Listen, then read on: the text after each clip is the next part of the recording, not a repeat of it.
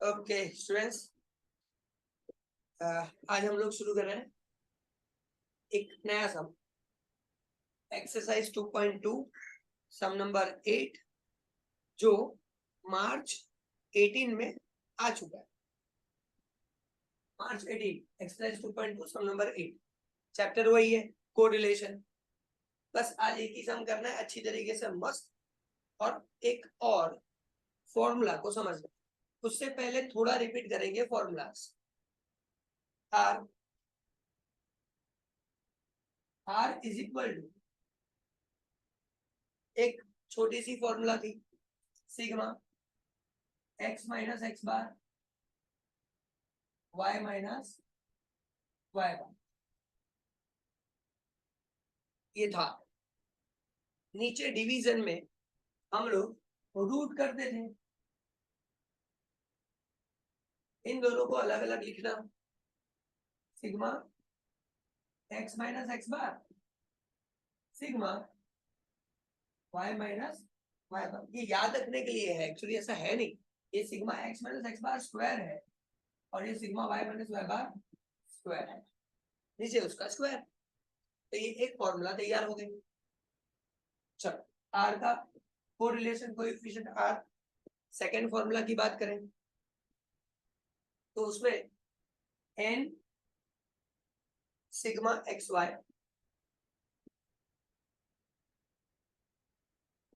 Minus, ये दोनों अलग अलग, सिग्मा एक्स सिग्मा वाई, नीचे सेम रूट। और जब रूट करेंगे तो पहले एक्स वाला लिखेंगे स्क्वायर, फिर वाई वाला स्क्वायर, चीज वही रहेगा। N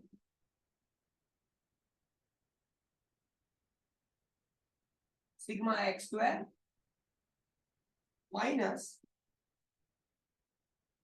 sigma x whole square.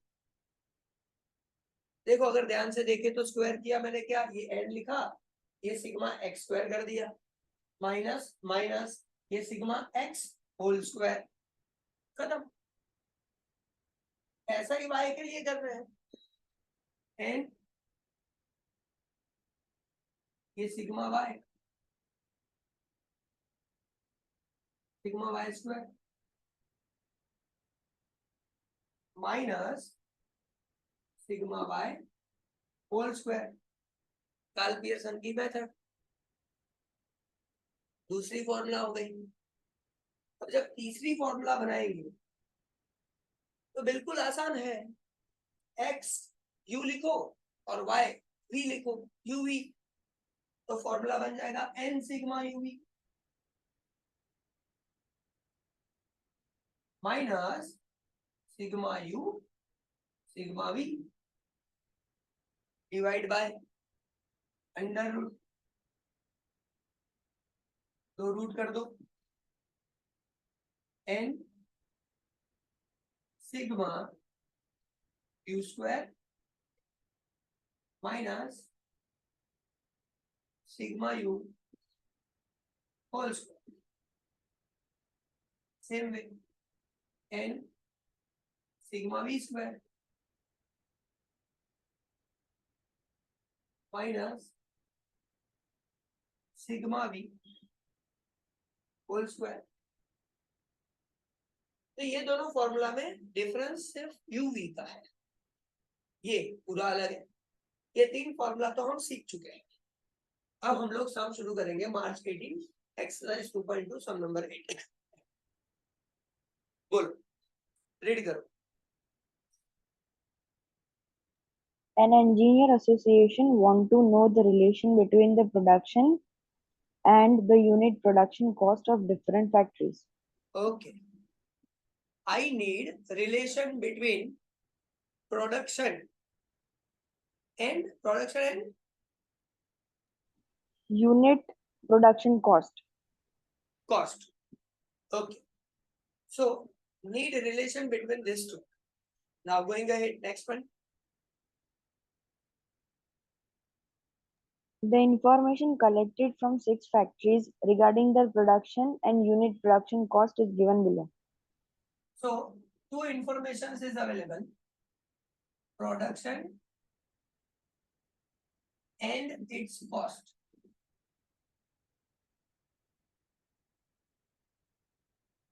For 6 factories. For 6 factories, this information is available. Next, beta. Find the correlation coefficient between production and cost per unit of production. Okay. Find correlation coefficient between these two. Correlation coefficient is R. By which method? That clarification is not given. So, generally, by seeing this sum, we can use Karl-Pearson method. Next.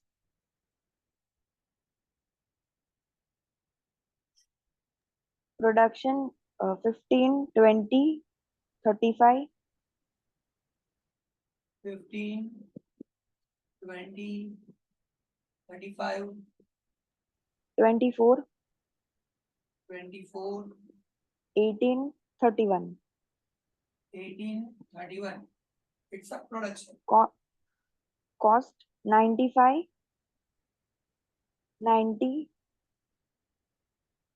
75, 80, 87, 70.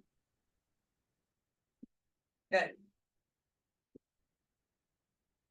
Now, question clear. So we are assuming first, suppose this production is denoted by X, cost is denoted by Y. We need to find relation between X and Y. So correlation coefficient between X and Y are that we need to find. Now first step, find X bar and Y bar. To decide which formula we need to use. We can use directly this formula also, sigma UV method. We can directly without finding X bar and Y bar, but going by step. Okay, so total of this sigma X and total of Y, sigma Y. Tell me.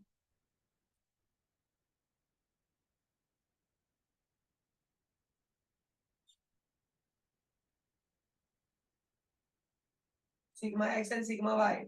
I need total of X and Y. Sigma Y 497. 497. Okay. Daksh जी बोलिए sigma x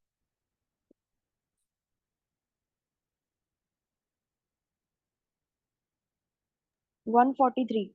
143. चलो ठीक है. Now on this basis I can find X bar sigma X upon n. So sigma X 143 divided by n. 1, 2, 3, 4, 5, 6. 6 factory information.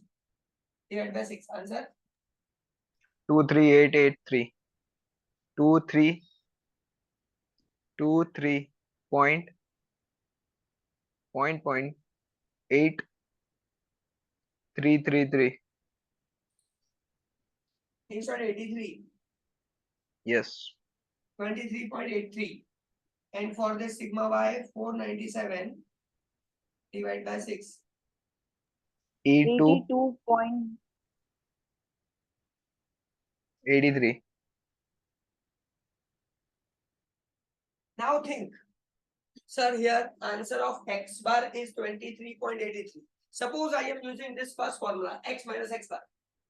So from this X, I need to deduct 23.83. So think 15 minus 23.83. Complicated बन जाएगा सम. आसान करना है, complicated नहीं करना है. तो ये X में से ये पॉइंट वाले डिजिट अगर माइनस करूंगा तो X माइनस X बार कर पाता. तो यहाँ पे ये फॉर्मूला यूज नहीं करनी है, छोड़ दो इसको. अच्छा, ये सेकंड फॉर्मूला सोचो. एक्स वाई, ये एक्स है, ये वाई है. यहाँ पे मुझे एक्स और वाई दोनों का मल्टीप्लिकेशन चाहिए. तो क्या ये दोनों को मल्टीप्लाई करूं तो बड़ी वैल्यू बन जाएगी. फिर यहाँ पे एक्स स्क्वायर और वाई स्क्वायर चाहिए. तो एक्स का स्क्वायर करो और बड़ा हो जाएगा, वाई का स्क्वायर तो और बड़ा हो जाएगा. तो वैल्यूज बड़ी बड़ी हो जाएगी। तो ये फॉर्मूला यूज करने से लॉस नहीं है, समझो, कर सकते हो, आंसर सेम आएगा, लेकिन कैलकुलेशन में टाइम वेस्ट हो रहा है, तो ये भी यूज मत करो। वरना आसान है, क्या आसान है, एक्स और वाई का मल्टीप्लाई करो, एक्स स्क्वायर करो, वाई स्क्वायर करो, सम सॉल्व करो, फॉर्मूला में डाल दो, खत्म। हाँ कैल्सी है ना सर, क्या प्रॉब्लम है, कैल्सी में कर लेंगे, कर सकते हो, नो डाउट कर सकते, लेकिन टाइम वेस्ट तो होता ही है। तो तीसरा, ये यूवी इसीलिए रखा है कि आप ये वैल्यूज को छोटा बना दीजिए, एकदम छोटा बना दो। इसको अगर छोटा कर लोगे तो कैलकुलेशन आसान हो जाएगा। और वीक स्टूडेंट के लिए, कोई वीक स्टूडेंट हो ना, उसको तो मैं ऐसा बोलता हूं कि आप ये जो वैल्यूज दिया है उसमें से कोई भी छोटी वैल्यू, सबसे छोटी वैल्यू, सर ये 15 है, ये 15 को सब में से माइनस कर दो तो आपको u मिलेगा। u कैसे मिलता है, देखो, u is equal to x minus any assume value, कोई भी वैल्यू एज्यूम करो, 15, 20, 35, 24, 18, 31। आप बोलो सर इस पे से एज्यूम नहीं करना है, मुझे तो खुद एज्यूम करना है, 16, 35, 37, जो भी एज्यूम करना है आप इसमें माइनस कर सकते हो, जिसको बोलते हैं एज्यूम मीन।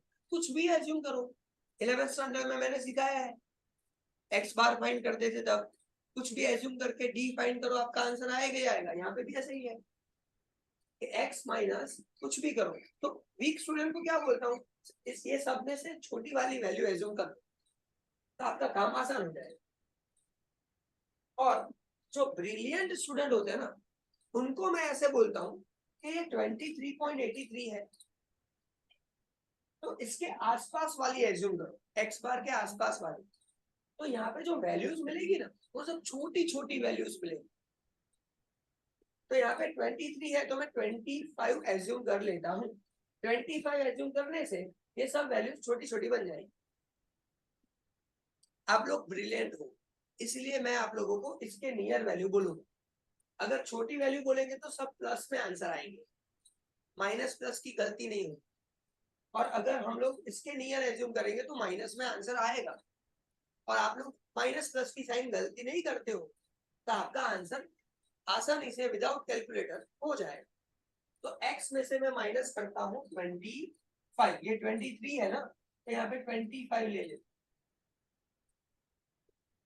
अच्छा, क्या खाली माइनस कर सकता हूँ, नहीं, डिवाइड करना हो तो डिवाइड भी कर सकता हूँ, डिवाइड बाय। और अगर छोटा करना हो, ये सब वैल्यूज कोई कॉमन डिजिट से डिवाइड होता तो यहाँ पे मैं डिवाइड कर देता। एग्जाम्पल देखो, ये 5 से डिवाइड हो रहा है, ये 5 से डिवाइड हो रहा है, ये 5 से डिवाइड हो रहा है, ये 5 से नहीं हो रहा है।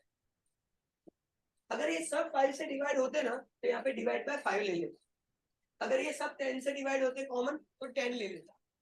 तो इच्छा हो उससे डिवाइड कर सकते हैं, इच्छा हो उससे माइनस कर सकते हैं। अच्छा, माइनस और डिवाइड करना क्यों है, छोटा करने के लिए। ये x की इतनी बड़ी बड़ी वैल्यूज है, उसको छोटा बनाने के लिए हम लोग ये कर रहे हैं, जिसको बोलते हैं u। और अगर y को छोटा बनाएंगे तो उसको बोलेंगे v। तो u और v कोई नई बात नहीं है, u v छोटा करने के लिए है बस, u v का और कोई लॉजिक नहीं है। ये x y ले सकता था, लेकिन बड़ी बड़ी वैल्यूज है तो कैलकुलेशन बड़ा हो जाएगा, छोटा करके करो ना। चलो देखते हैं। तो यहाँ पे मैं देखता हूँ u is equal to x minus 25, divide नहीं करता हूँ, और यहाँ पे वैल्यू फाइंड करता हूँ। तो ये जो x है, ये सब वैल्यूज ऑफ x में से मैं 25 माइनस कर दूं, माइनस 25, सब में से 25 माइनस करो,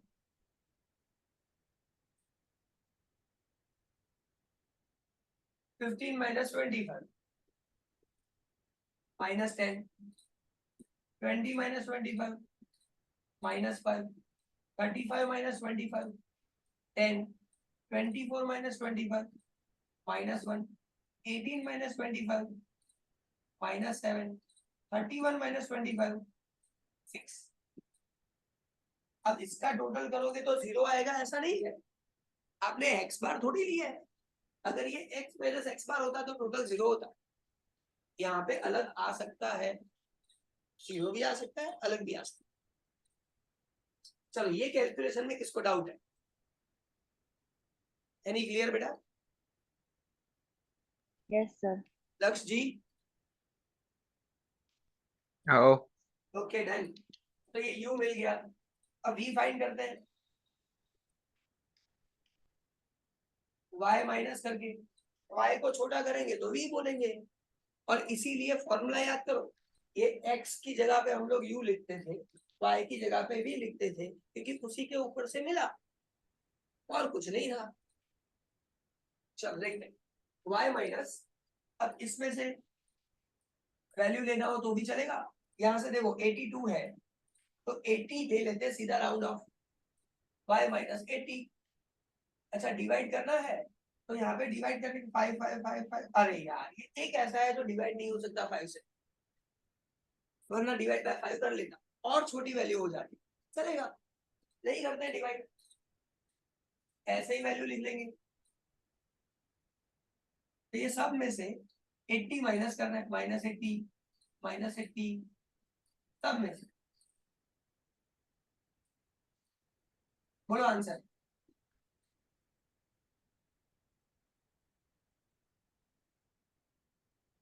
सूज आंसर बोलो। 15. 15।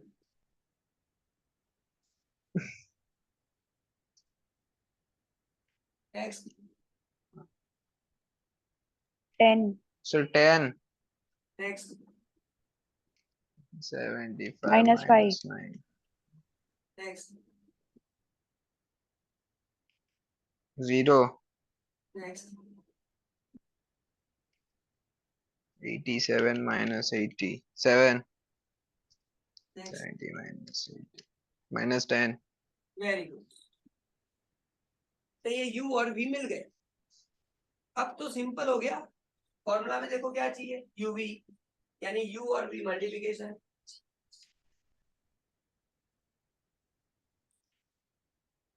ढूंढ लेते uv, माइनस 10 इंटू 15, आंसर बोलो।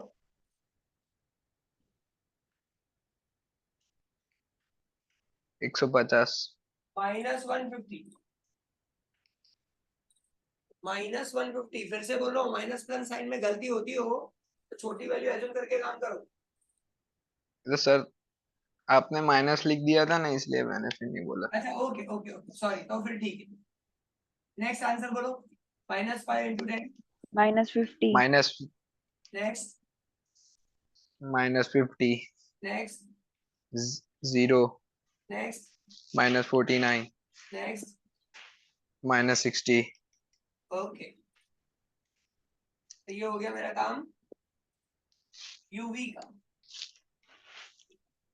अब सर सिग्मा यूवी भी मिल जाएगा बाद में, सिग्मा यू सिग्मा वी यहाँ से मिलेगा, u total sigma u, v total sigma v, यहाँ पे यू स्क्वायर चाहिए, यू स्क्वायर और उसका सिग्मा, यहाँ पे लिखूंगा you square,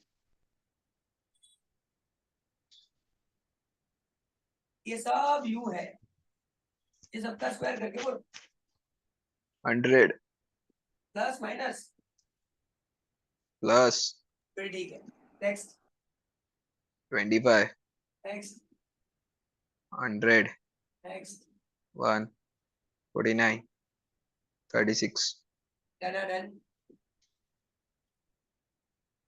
and last v square, 225 चलो 225, ये वी स्क्वायर यानी 15 स्क्वायर 225, 10 स्क्वायर 100 25 0 49 100 डन। तब देखो यहाँ पे मुझे मिलेगा sigma u sigma v sigma u v sigma u square sigma v, sigma u sigma v sigma u v sigma u square sigma v square, answer बोलो मुझे नहीं पता है। सर यूनो कदाच यू का -7 आता है। 10 cancel. Hmm. 5 6 cancel, -7 done. Yeah, Done. 10 cancel. Sir, हाँ, 10 plus 7 17.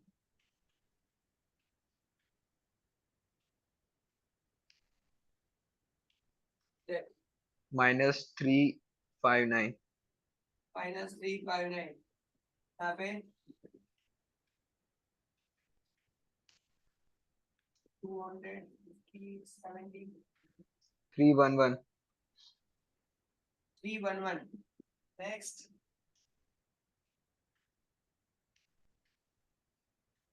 499. 450 499. 499. Done. सर चेक करे देजो एक बार મને. हाँ बेटा ચેક कर देजो एक बार ખોટું હોય તો. એની ચેક કરશે એની બેટા હા સર સાચું છે. સાચું છે ઓકે તો ડન નેક્સ્ટ તો આ બે ફોર્મ્યુલા તો યુઝ કરવાના નથી. we don't need to use this two formula, we have to use this. Just write values. N is equal to sir 6 factories sigma uv. Sir sigma uv is equal to -359. Sigma u sigma v. Sir sigma u is equal to -7, sigma v 17. Divide by under root n6 sigma u square means this sigma u square 311 minus sigma u whole square means this -7 whole square. -7 whole square means 49. Second root again n is equal to 6 sigma v square. Sir sigma v square means this 499. 17 whole square. Tell me 17 square. Sir શું 17 square 289. 289. now multiplication 6 into 359 Minus 2154. 2154. 21 minus minus plus 7 into 17 119.